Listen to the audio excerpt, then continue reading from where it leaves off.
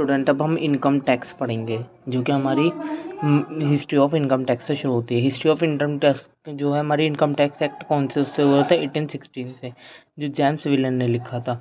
इसमें हमारे कुछ सब पार्ट आते थे, जैसे कि salary and pension, income from security, income from land and properties, जिसमें इंक्लूड होती थी agriculture, income from business and professional. ये कुछ 4 एलिमेंट आते थे इसके, जो कि हमारा इनकम टैक्स बनाया गया था 1860 में। वो हमारा इंटरडिपेंडेंट था, प्री इंटरडिपेंडेंट था, जो कि हमारा डिपेंडेंट होने से पहले का था।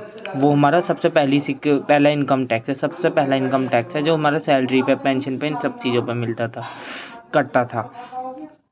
सेवरल कुछ एक्ट हैं इसके, जैसे 1873, 1880, 83 एकेडमिक्स, ये कुछ 1871 तक था। फिर 1860 से 1886 में आया था दूसरा इनकम टैक्स, जो कि हमारा पास किया था 1886 में। इसमें हमारी क्या थी, एग्रीकल्चर इनकम जो थी, एग्रीकल्चर इनकम टैक्स जो था वो क्या था, फ्री बिल्कुल।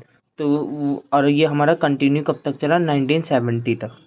ठीक है, ये हमारा कंटिन्यू कब तक हुआ, 1970 तक। और इसमें हमारी एग्रीकल्चर इनकम जो थी वो बिल्कुल, एग्रीकल्चर इनकम टैक्स क्या था हमारा, बिल्कुल फ्री था।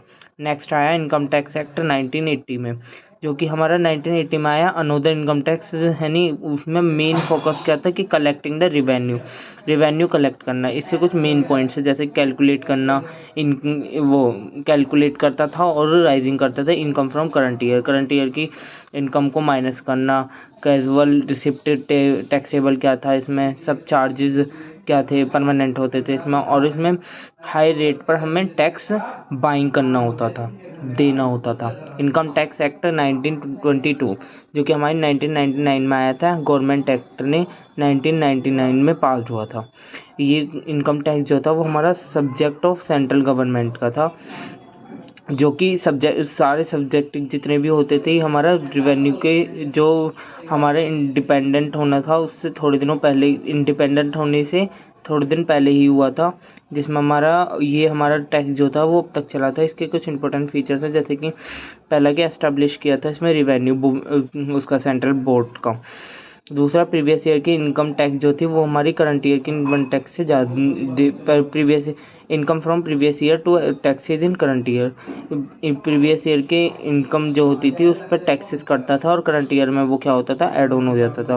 प्रोविज़न मिलता था, जो कि बाइंग करने पे सब चार्जेस लगते थे, कुछ जो चार्जेस होते थे। प्रोविज़न जो कि टैक्स रेट होता है, फाइनेंशियल एक्ट में बना था। यही हमारा ओवरव्यू था जो इनकम टैक्स का, जो कि हमारी सारी हिस्ट्री थी प्री इंडिपेंडेंस से पहले की। ठीक है, डिपेंडेंट होने से पहले की ये सारी हिस्ट्री थी हमारी। Thank you so much, please like subscribe channel.